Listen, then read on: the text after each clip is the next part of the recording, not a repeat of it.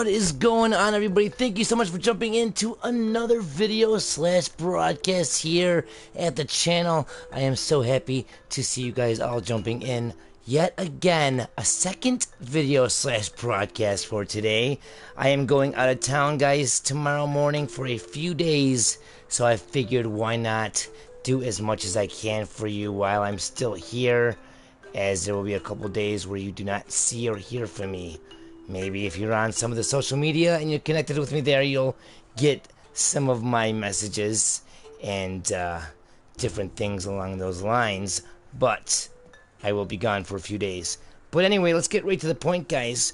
Here in Grand Theft Auto Online, most of you may know that we have had a recent update. An update where we got a vehicle that most people like to call the Tron bike. Now, there is a couple things that I feel are huge clues when talking about the Grand Theft Auto 5 Chiliad Mystery, and I think you guys might feel the same way about it. Just looking at these different images, 1 through 7, on the deadline, adversary modes that we can play. Okay, look at this, number 7. And what is right there in the picture? Okay, we are literally elevated up in the air with a platform, so we could drive on, and we are at the head of the lighthouse. Okay, the lighthouse, the Mount Gordo lighthouse. Why would they want to put us, out of all places in the game, at the Mount Gordo lighthouse? We do know from a previous video that I posted on my channel about the eye. Okay, in the very early mornings of Grand Theft Auto 5, we have the lighthouse beaming an eye onto the steps near Ursula's house through the shadow given to us by the sunlight beaming onto the lighthouse. So we do know that the lighthouse already reveals an eye. Okay, so that is a big clue that they are bringing us back to this location with this adversary mode. We have number 6, and in the background you can see the observatory. The observatory, shoot for the stars. We know a lot of different clues have been branched off of shoot for the stars. Also, back here at the terminal, these docks, okay, where this boat is, we've been brought here so many different times through different updates. We got Deadline 4. What can we see in the background? Mount Chiliad. Deadline 3. The Vinewood sign. And this is one of the things I'm going to be talking to you guys about when we actually get into the adversary mode. I want to show you guys something that is so ridiculous. I'm not sure if it's just super blatant or I'm losing my mind. I'm going to have to ask you guys your advice. But wait till we get inside of this. You're not going to even believe what I'm going to show you guys here. Deadline 2. Have you guys not heard me talk about the Ring of Fire? I have brought up the Ring of Fire countless times already, and it leads into a whole big ultimate conclusion of natural disasters or apocalypse, basically. We have the whole entire Ring of Fire in real life, and we know the Ring of Fire chili house in the game near the strip club where Trevor's at, and we have the chili, okay, and the Ring of Fire, and that ties into real life with the Ring of Fire and chili, and the whole entire underwater volcanoes. And guys, if you have not seen that video I've made, definitely check it out. It's a long one, but yet a good one, and it's very informative for all you serious hunters out there. Deadline 1. We have this crazy lit up building, okay? At nighttime, it glows neon like that. Now, in one of my rare car videos, I talked about neon. I go really deep into neon, actually, and you guys definitely need to check that out if you haven't checked that out either. It's one of my rare car videos. Now, what else do we see in this besides this building but a full moon? A full moon. Do you guys remember the full moon party?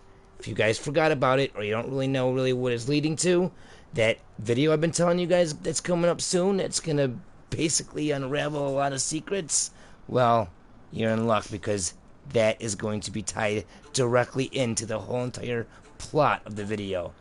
Before we start the deadline, I am here on top of a building that has that fixture, the structure.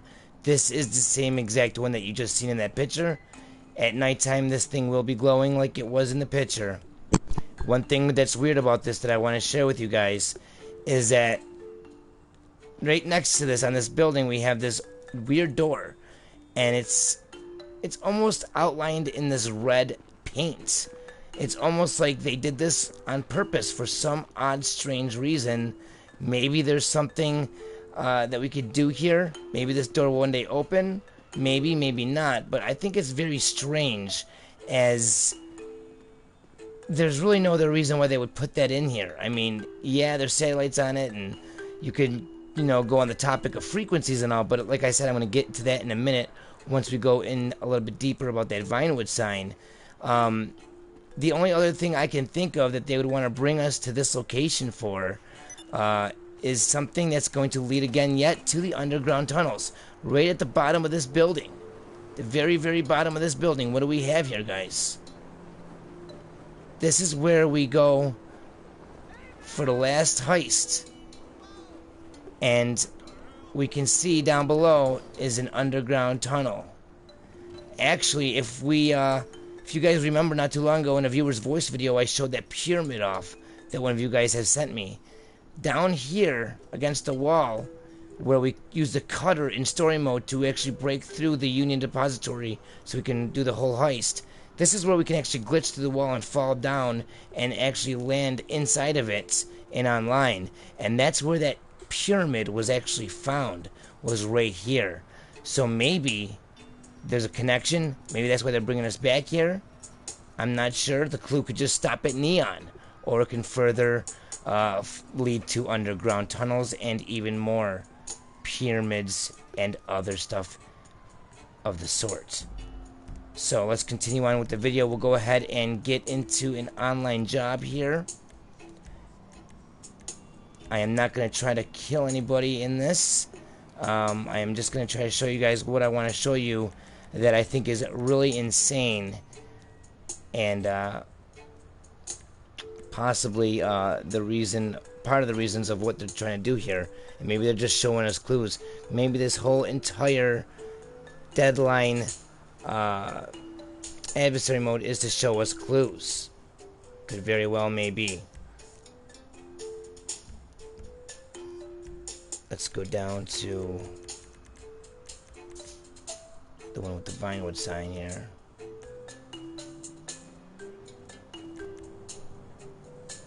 Thank you guys so much for jumping in. We got Seb Divine, Truth Seeker.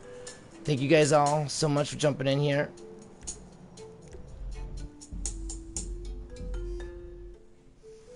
I like how you said Elvis Ring of Fire, Seb. That is awesome that you are definitely noticing that it is also part of music.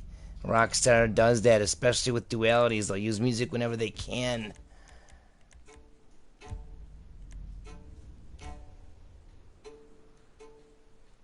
Looks like I got people that are already joined in here. I had plans to have a couple of my friends in here, but for some reason I didn't even have a chance. It just threw me in a lobby with other people.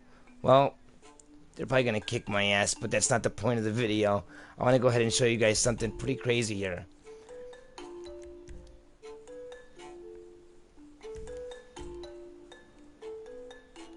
In the background we can see Mount Chiliad. I don't think that that's a mistake at all. Not in the least. They're very, very specific with their placement, guys. They really are. Now, what I want to show you guys here, in case most of you don't know, I'm not sure who knows or doesn't, but just take a moment to realize something here. Vinewood. I made a video not too long ago showing the Morse code at Vinewood. I was there with the Space Stalker. What's one thing that the Space Stalker does? It makes crazy, crazy noises with the horns. What can we do with this vehicle in these online adversary modes? Do you hear that, guys? When you hold down the left analog stick, instead of a horn, you got these crazy frequencies or computer ramblings going on. And it reminds me just like the Space Stalker. I mean, just like it. That's what the Space Stalker does. And as you can see, it just changed. Sometimes I've noticed that when I die, it changes. Like when I respawn, it'll change to a new horn. And sometimes I noticed that it'll stay like that until I change the level, and then it'll give me a different horn. I've noticed like 3 or 4 different horns so far. Are they putting this here at the Vinewood sign with the radio towers in hopes that we put 2 and 2 together and realize that we have a crazy horn here, and that maybe frequencies need to be a point of notice in all of this?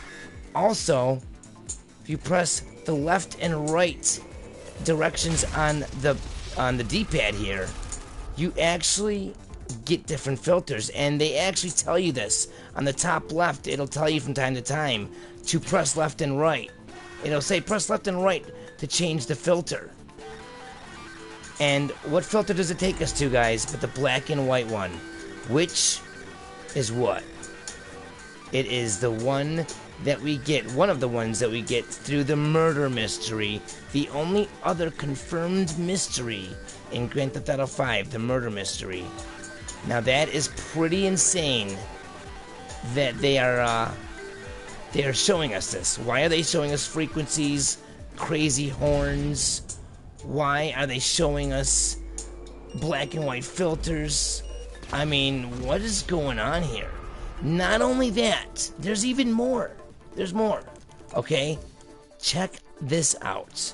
This is going old school now, but it is something that Rockstar still uses to this day. If you hit the circle button or the B button, depending on what you're playing on, you get a top-down view. And this is something else that they promote also. They'll say use the left and right D-pad for the filters, and they'll also say hit the back or the circle button for a top-down view. Now, top-down view is something that we've been knowing as a huge clue in this game. This is how GTA 1 was. It was all in a top-down perspective. But not only that, we've been finding different things in this game when we use a top-down perspective. So not only is a top-down perspective good for finding clues, but it's something that they're showing us once again within a new update in the game. Why do they keep on bringing us back to the same old clues? Okay, the name Deadline itself. I'm planning on going in detail about a certain topic within the name Deadline with a couple other hunters. We're going to be joining up sometime soon for a live broadcast to talk about it, guys. But it's basically, you know, the question, is there a deadline on the mystery? We know that the tunnel video that I made, I showed you guys the ChiliadMystery.com that has a beginning date and then an expired date, hinting at possibly an end. Okay, which would mean what? That we might have a deadline on this mystery, or else what? More convo on that to come. But I mean, guys, this is pretty crazy. All the different locations that we can do this adversary mode in, what we're seeing, what we're hearing. Okay, we got crazy frequencies, crazy noises coming out of the horns. We got a top-down perspective. We got the filters. They're bringing it all back. Badass and more insane than ever. Full moons, top-down perspectives, crazy horns and sounds and frequencies. Okay, the filters from the murder mystery. Okay, one of the locations even taking us directly to an underground tunnel. What exactly is Rockstar trying to show us here, and how exactly should we take these clues and utilize them for future endeavors when hunting here in Grand Theft Auto 5 Online? Let me know all your thoughts on the matter. Stay tuned, stay active, use a condom, and let me know all your thoughts, guys, in the comments below. Thank you so much for joining. It's been an honor and a pleasure. I'll see you guys in the next video or broadcast. Until then, take it easy. Ta-ta. And as motherfucking always, peace.